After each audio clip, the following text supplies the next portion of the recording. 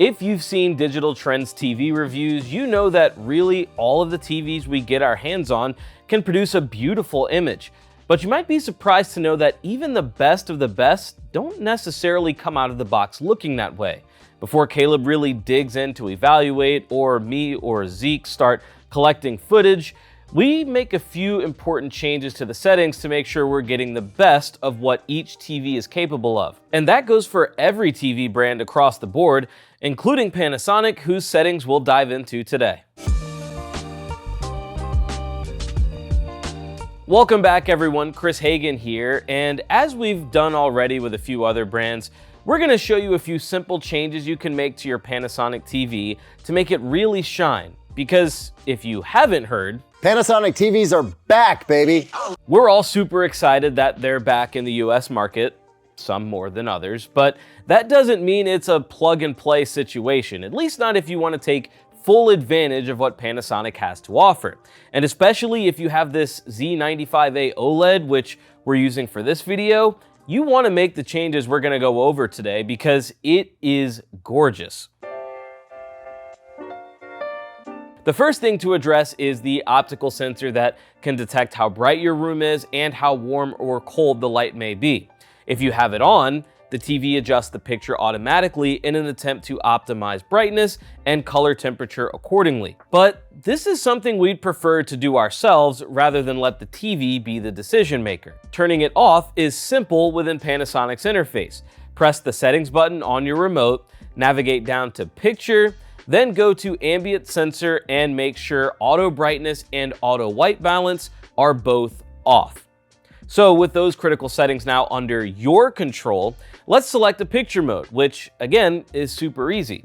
Press the settings button, then head back to Picture and select Picture mode.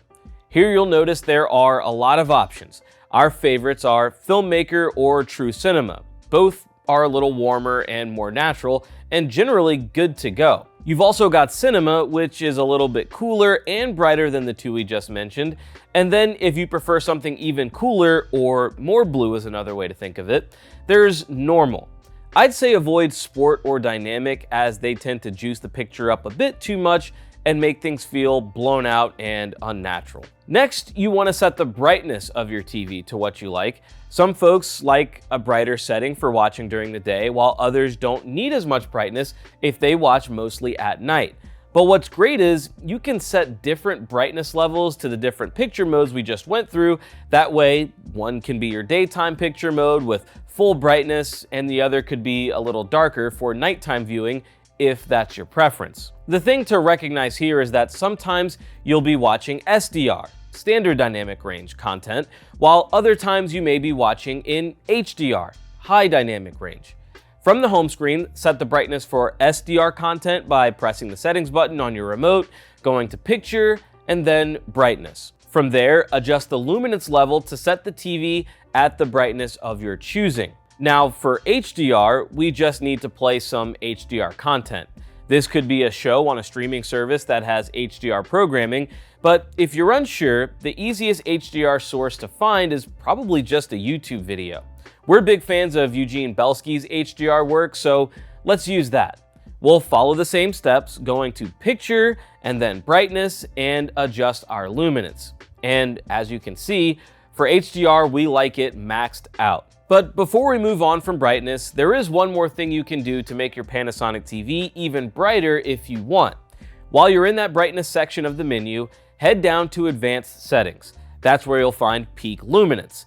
Simply put, this allows the TV to make the brightest areas of the image even brighter.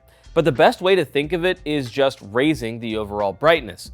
And as you can see, between low, mid, and high, there is a significant difference. High peak luminance paired with maxed out brightness in HDR is our preference to really bring out the contrast and make the bright objects on the screen really shine. Finally, let's talk about motion smoothing. And this really comes down to personal preference and whether or not you even notice it's there. For those that do take issue with it though, it's hard to unsee and you'll want to make some adjustments. To do that on your Panasonic TV, we're going back to Settings, then Picture, and navigating down to Motion. What you'll want to experiment with is Intelligent Frame Creation. It can be set to minimum, mid, max, or custom, or it can be turned off entirely. If you set it to custom, you can manually adjust the blur reduction and film smoothing with sliders from 0 up to 10. You'll also see a clear motion setting at the bottom, which reduces motion blur in fast-moving scenes. This could make content displayed at 24 frames per second, which most movies and shows are, look a little bit jarring, so I recommend having it turned off. But maybe in other instances, for content with higher frame rates like live sports, you may want it on. That's totally up to you though. So now that we've got your TV's picture dialed in, let's talk about a couple of settings that can make using your TV and any external devices easier. If you're adding devices like a soundbar or Blu-ray player or gaming system, it's usually most convenient to control everything with one remote. To set that up, we're gonna do something a little bit different. On the home screen, navigate all the way to the right to the settings cogwheel to bring up all of the settings available. Make your way to display and sounds. Then go down to HDMI-CEC control. You'll want to make sure all these settings are turned on if you want to control everything together through your TV. The ARC/EARC allows the TV to send sound to your soundbar or receiver. Power control will turn your soundbar on at the same time as your TV, and remote control pass-through will allow your TV to control things like your soundbar volume or navigate through the basic menu on your gaming system. And lastly, here's a big one since Panasonic's TVs use Amazon's Fire TV platform. If you're like me and don't want video and sound automatically playing on your home screen, let's turn that off. And you know, this probably should have been first on the list. Anyway, to do that, we're going back to the All Settings menu, then heading down to Preferences and finding Featured Content. And there it is. Allow video autoplay, off. Allow audio autoplay, off. The main takeaway from all of this is most modern TVs, especially those in the upper tiers of each brand, look really good, but they can look great, amazing even, with just a few quick changes. Thanks so much for watching today, and as always, thanks for supporting the channel with a like and subscribe if you found this video helpful. Feel free to send it to friends and family as well. And if you're not a Panasonic user or have an additional TV brand in the house that you want to dial in, don't worry, we're making these videos across the board.